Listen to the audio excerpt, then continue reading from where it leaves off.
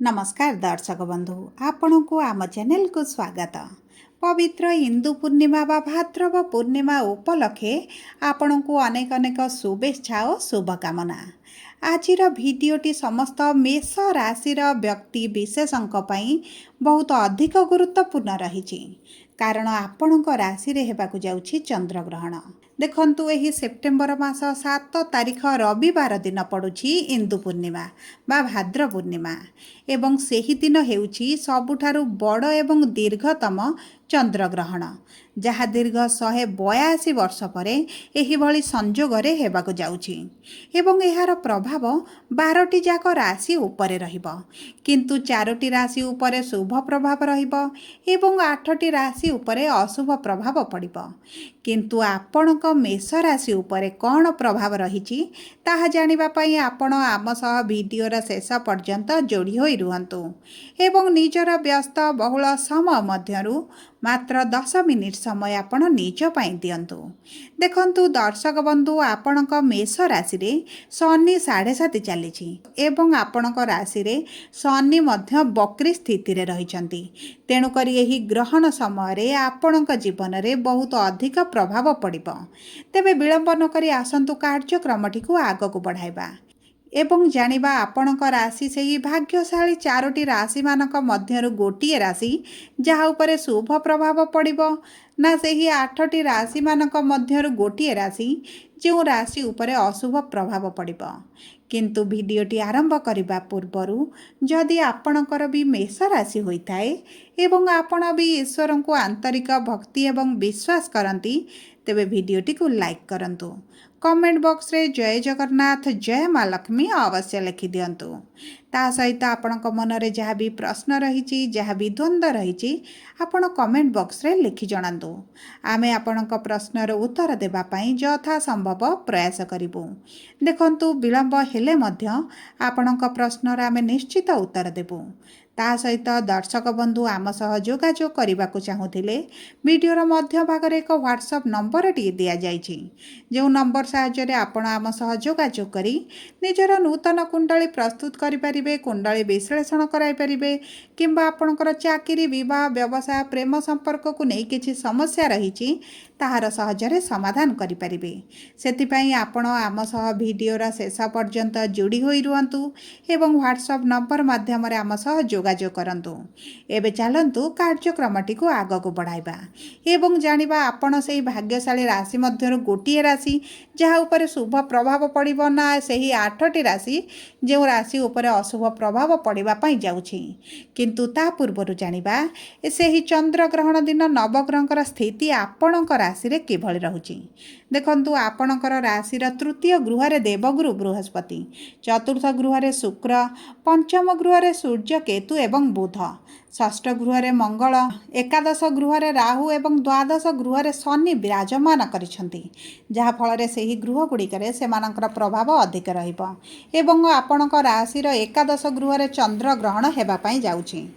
तेबे सर्वप्रथम आसंतु जानिबा आपणकर स्वास्थ्य किभଳି रहिबो। देखंतु स्वास्थ्य कुंडली रा प्रथम गृह रु जणा पड़े एवं षष्ठ गृह जेहेतु रोगर गृह सेही गृह मध्य आपणक स्वास्थ्य विषय सूचना प्रदान करिथाय। तेबे आपणक प्रथम गृहर स्वामी हेउछंती मंगल बा आपणक राशिर स्वामी हेउछंती मंगल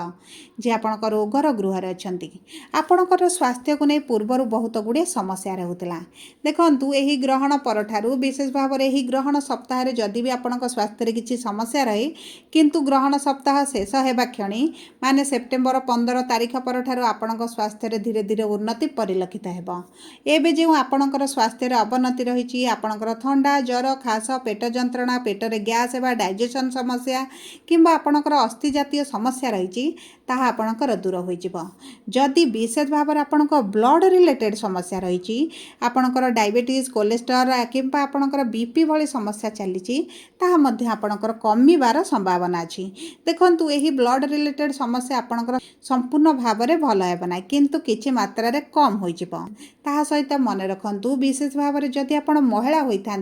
तेबे आपण पेटर टिके समस्या देखा दे पारे विशेष भाव में किडनी रे बा आपण गर्भाशय यही दुईटी समस्या प्रति आपण विशेष भाव में सचेतन रहा पड़ो आपण परिस्रा इन्फेक्शन होबार संभावना बढ़ी जाऊँगी से आपण टिके सचेतन रे निज शरीर दायित्व नेबे जदि आम देखा आपणकर पंचम गृह को बा शिक्षार गृह को प्रेम संपर्क गृह को तेबे आपण पंचम गृह रे सूर्य केतु बुध विराजमान करिसेंती जहा फल आपण शिक्षा क्षेत्र में आपण को उन्नति मिल आपणकर शिक्षा क्षेत्र में जदि पूर्वर समस्या चली ताहा दूर हो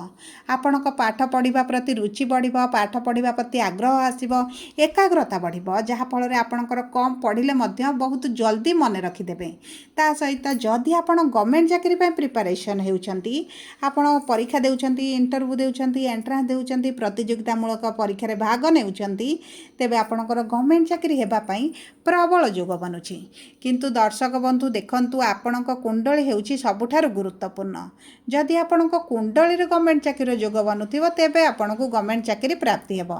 गोचरर शुभ प्रभाव सहित जदि आपणक कुंडली रो सपोर्ट रहे तेबे आपणको निश्चित गवर्नमेंट चाकरी प्राप्ति हेबो जदि आपणकर कुंडली रे गवर्नमेंट चाकरी जोग नथिबो तेबे आपण असफलतार सम्मुखीन होई पारंती जदि आमे देखिबा आपणकर प्रेम संपर्क को तेबे प्रेम संपर्क रे एबे जे राग स्वभाव रही जिद्दी स्वभाव रही ब्रेकअप वाली परिस्थिति रही किंवा झगड़ा होउछंती मनमालिन चली तेबे आपणकर एही सब समस्या एही ग्रहण सप्ताह शेष हेबा क्षणी माने सेप्टेम्बर 15 बा 16 तारिख पर ठारू धीरे धीरे परिवर्तन देखा आपणक साथी स्वभाव रे नरमता आसीबो आपणक साथी आपनको बुझिबा आरंभ करिवे आपणक प्रति प्रेम रोमांस वृद्धि घटिबो उभय कौनसी एक स्थान को बुलिबा को जाई परंती एवं एहा आपणक पई बहुत अधिक भल रहिबो जदि आमे देखिबा आपणकर आर्थिक स्थिति को तेबे देखंतु आपणकर आर्थिक स्थिति द्वितीय गृह एवं एकादश गृह रु जणा पड़ी थाए एकादश गृह रे राहु विराजमान होइछंती एवं सेही गृह रे हेबा को जाउछि चंद्र ग्रहण देखंतु आपण जदि बिजनेस करूछंती तेबे आपणको प्रचुर लाभ मिलिबो आपणको बिजनेस रे बढ़ोती हेबो आपणको सफलता प्राप्ति हेबो एवं जदि आपणकर पूर्वर बिजनेस रे व्यापार रे मांदा परिस्थिति देखुतिले आर्थिक समस्या चलीथिला अर्थ को नहीं विभिन्न प्रकार समस्या बढ़ी जाइथिला तेबे एही सब समस्या आपणकर दूर हेबा पई जाउछि आर्थिक स्थिति रे धीरे धीरे उन्नति परिलक्षित हेबो आपण एही समय मध्ये अर्थ सेविंग करिवे एवं आपणकर जे खर्च बढ़ी जाइथिला विशेष भाव में मेडिकल रे किंबा आपणक कोनोसी अलग क्षेत्र रे अर्थ गुड़िक अपव्यय हेउथिला तेबे ताहा मध्ये आपणकर दूर होई जिवो आपणकर आर्थिक स्थिति पई बहुत भल समय रही जदि आमे देखिबा आपणकर विवाहर जोग को किंबा आपणक वैवाहिक संपर्क को तेबे देखंतु विवाहर जोग आपणकर मध्ये भल रहइबो कारण गुरुंकर पंचम दृष्टि सप्तम गृह को रहुची ता सहित आपणकर राशि स्वामी मध्ये सप्तम गृह को गोचर करिवे तेणुकरी जो मेष राशि व्यक्ति विशेष माने विवाह विलंब देखिले विवाह समस्या देखुचंती बाधा विघ्न देखुचंती विवाह होई पारुनी विशेष भाव में आपणक बयस बढ़ुची किंतु विवाह समस्या आसुची मन पसंदर प्रस्ताव मिलुना किंबा आपणकर दीर्घ दिन होला कोनोसी स्थान रे विवाह लागी रही किंबा आपणक विवाह प्रस्ताव आसीबे कहि आसुनाहांती तेबे यही सब समस्या आपणकर यही सेप्टेम्बर मास पर ठारू दूर हो सबु पर देखंतु गुरु जदि आपणक कुंडली रे भल थिबे किंबा आपणकर रवि सुदु गुरु सुदु पाइलानी तेबे आपणकर विवाह यही समय पर निश्चित भाव में हो जदि गुरु पीड़ित अछंती किंबा आपणक कुंडली रे किछि दोष रही तेबे आपणको किछिटा सहज उपाय करिबा पई पड़िबो जहाँ आपणकर अशुभत्व को दूर करी शुभ फल प्रदान करिबो जदि आमे देखिबा आपणक वैवाहिक संपर्क को तेबे संपर्क बहुत अधिक भल रहिबो आपणकर नीरवता को मध्य आपण साथी बुझिला बळी परिस्थिति मध्य सृष्टि हेबो आपणकर संपर्क रे भल पाइबा रोमांस वृद्धि घटिबो मान सम्मान मध्य बढ़िबो परिवार लोकंकर मध्य भल पाइबा आपणक प्रति बढ़िबो एवं आपणकर साथी हुंतु बा आपण जदि भी किछि एकत्र पार्टनरशिप बिजनेस करूछंती किंबा आपणकर साथी करूछंती सेतिरे मध्य ताको भल इनकम हेबो आपणकर पूर्वरु जदि मांदा परिस्थिति चलतला आपणक पार्टनरशिप बिजनेस रे किछि भी समस्या देखा जाउथिला ताहा आपणकर दूर होई जिवो जदि आमे आपणक कैरियर को देखिबा तेबे कैरियर को नहीं आपण को टिके विशेष भाव में सतर्क रहिबा को पड़िबो कारण देखंतु आपणकर दशम गृहर स्वामी हेउछंती शनि जे द्वादश गृह रे अछंती बकरी अछंती ଯାହାଫଳରେ ଆପଣଙ୍କ ଏକାଦଶ ଗୃହକୁ ପ୍ରଭାବିତ କରୁଛନ୍ତି, ଯେଉଁ ଗୃହରେ ଚନ୍ଦ୍ରଗ୍ରହଣ ହେବା ପାଇଁ ଯାଉଛି। ତେଣୁକରି ଆପଣଙ୍କର ପରିଶ୍ରମ ବଢ଼ିବ, କିନ୍ତୁ ଲାଭ ଟିକେ କମିପାରେ। ଇନକମ୍ ଆପଣଙ୍କର ଟିକେ ମାନ୍ଦା ଭଳି ପରିସ୍ଥିତି ଦେଖାଦେଇପାରେ। ଯଦି ଆପଣ ଚାକିରି କରିଛନ୍ତି, ତେବେ ଚାକିରି କ୍ଷେତ୍ରରେ ଟିକେ ସମସ୍ୟା ଆପଣ ଦେଖିପାରନ୍ତି। ଆପଣଙ୍କ ପରିଶ୍ରମ ବଢ଼ିବା ସହିତ ଆପଣଙ୍କର ସେତେ ଅଧିକ ପ୍ରଫିଟ୍ ଆପଣଙ୍କୁ ନ ମିଳିପାରେ, କିମ୍ବା ଆପଣଙ୍କର କାର୍ଯ୍ୟର କ୍ରେଡ଼ିଟ୍ ଆପଣଙ୍କୁ ନ ମିଳେ ଆଉ କାହାକୁ ମଧ୍ୟ ମିଳିପାରେ। ତାହା ସହିତ ଯଦି ଆପଣ ବ୍ୟବସାୟୀ ଅଟନ୍ତି, ତେବେ ବ୍ୟବସାୟ କ୍ଷେତ୍ରରେ ମଧ୍ୟ ସମାନ ପରିସ୍ଥିତି ଆପଣ ଦେଖିବେ।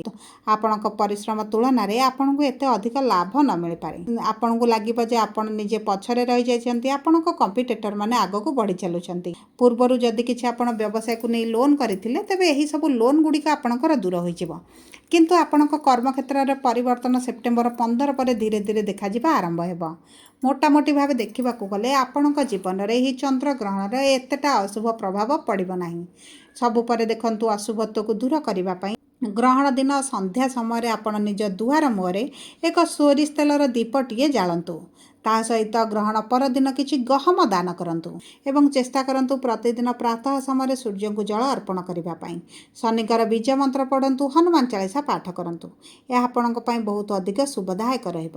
ଯଦି ଆପଣଙ୍କର ମେଷ ରାଶି ହୋଇଥାଏ, ଭିଡ଼ିଓଟି କିପରି ଲାଗିଲା କମେଣ୍ଟ ବକ୍ସରେ ଲେଖି ଜଣାନ୍ତୁ। ଯଦି ଆପଣଙ୍କ ପ୍ରିୟଜନଙ୍କର ମେଷ ରାଶି ହୋଇଥାଏ, ଭିଡ଼ିଓଟି ତାଙ୍କ ସହ ସେୟାର କରନ୍ତୁ।